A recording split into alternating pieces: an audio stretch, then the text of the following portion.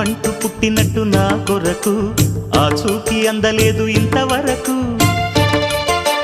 వచ్చింది గాని ఈడు ఒంటి వరకు వేధించలేదు నన్ను జంట కొరకు చూశాక ఒక్కసారి ఇంత వెలుగు నా వంక రాను అంది కంటి కునుకు ఈ అల్లరి గారడి నీ లీల అనుకోనా నీ పేరు ప్రేమ అవునా ఇవాళే నిన్ను పోల్చుకున్నా